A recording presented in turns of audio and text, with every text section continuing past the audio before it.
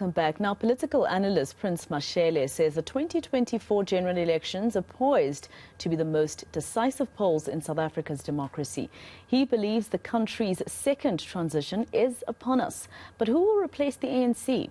Well, Mashele joins us now to discuss this further with us. Thank you very much, Mr. Mashele, for your time here on eNCA. Now, I just want to talk specifically about the article you wrote. You gave us some of the scenarios that we could find ourselves in if we go into a coalition government on a national level. Just give me some of what you think might happen if, for instance, the ANC had to go into a coalition with the EFF. Look, thank you very much for inviting me. Look, you are right. In the article, I painted three scenarios. So the ANC-EFF scenario is a possibility.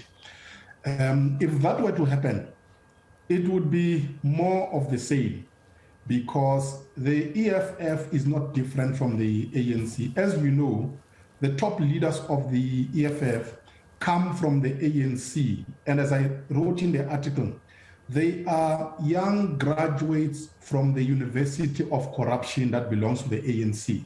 I mean, Malema and Flochiwambo have a terrible history of corruption.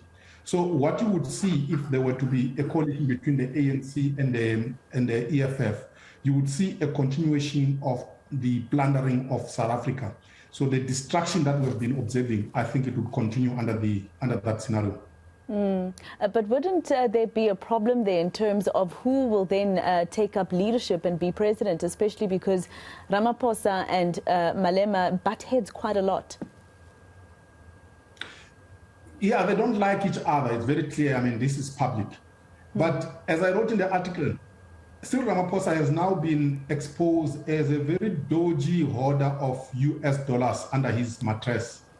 So his criminal character, Cyril Ramaphosa, has been exposed. So it's very clear that he is not different from Julius Malema. So two criminals can strike a deal to co-govern if they agree to protect each other.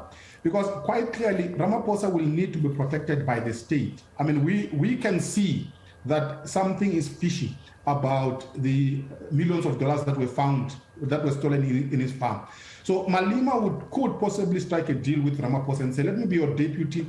You don't investigate any of my past.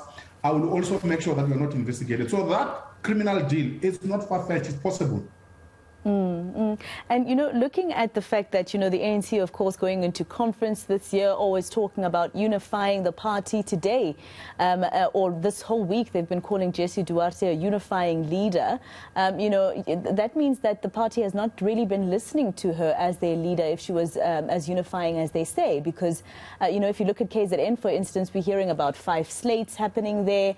Bangaza Lusufi, for instance, will have quite a mammoth task for 2024. Look, anyone who tells you that the ANC is united is lying to you. We can see, we're not idiots. Everyone who has eyes to see can see that the ANC is divided. Of course, when someone has died, people say good things about that person. But what they are saying about Jessie Duarte is not true. Jessie Duarte was never a unifier. She was actually part of the factional infightings in the ANC at some point, for the longest time, by the way. She was in the RET forces faction of the ANC. She was pro-Zuma for the longest time. And by the way, she was associated with the lootings that happened under Zuma and the Guptas. So it is very tempting when someone has died for people to say positive things. But we can't lie to each other because we know the person we are talking about. She was not a unifier at all. Okay, so let's talk about what the newly elected SACP General Secretary said, Solima Baila. We had a little bit of his speech air on eNCA throughout yesterday. For instance, he called the ANC basically, or the alliance, he called it a plane that basically has a pilot that is on autopilot. And every time the pilot sleeps, you know, the plane will obviously start, you know, going under, etc. So, you know, what do you think is happening there? I mean, he's newly elected. He's just coming into the position. Yes, he's been part of the leadership there, but now he's the man that the SACP members answer to now. And now he's saying this. It seems like he's saying it straight to the president of the ANC. he can see that there are big problems in the ANC. I mean, the ANC, quite frankly, is leaderless. Ramaphosa, as I wrote in the article, will go down in history as a dithering and spineless leader. He doesn't command political authority in his party. In fact, many people say many things about and against him in his presence, and you don't see consequences following.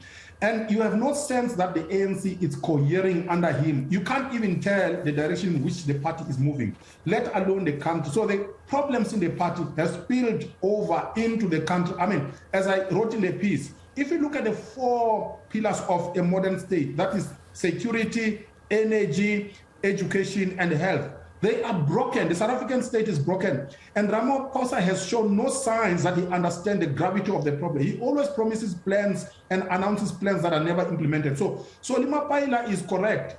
The ANC is leaderless and is rudderless. The sooner South Africans save themselves from the ANC, the better. If they don't, the ANC is going to collapse with their country. And the workers who, for instance, are under the leadership of your COSATU, etc., who are affiliates to the tripartite alliance, etc., are the ones who were expecting their leaders that they put in those positions, such as Mapaila, to be the ones who, show them that they're working on the party. But just lastly, your article says South Africa's second transition is upon us, and the only question is who will replace the ANC. So we've got 2 years to go. Who will replace the ANC? You say it has no leaders. Do we even have leaders at all when we look at all the political parties in our country? Unfortunately, you can't import leaders from outside. You will have to work with the material you have inside South Africa. And as I painted the scenarios in my article, the scenario I see as most likely is a gang up of opposition parties. In the main, 4 main ones will lead: the DA, the EFF, HNSA, and the IFP. If you look at the recent results of elections, you will see that we are moving in that direction. These are the parties that are big enough that they can constitute a government. So if you ask who will lead South Africa, in other words, who is going to be president of South Africa, you must look within the 4 parties, either John Steenhuisen or Herman Mashele or Julius Malema or Thabisa from KZN. So there are your possible presidents. South Africans will have to learn to imagine these people as presidential personalities. You can't import leaders from outside South Africa. Those are the leaders you have. Thank you so much, Mr. Mashele. Always a pleasure speaking to you. Prince Mashele, a political analyst, speaking to us there. I just want to tell you what he says in his article. He says life in South Africa under the ANC has been like a promising rocket that exploded shortly after takeoff.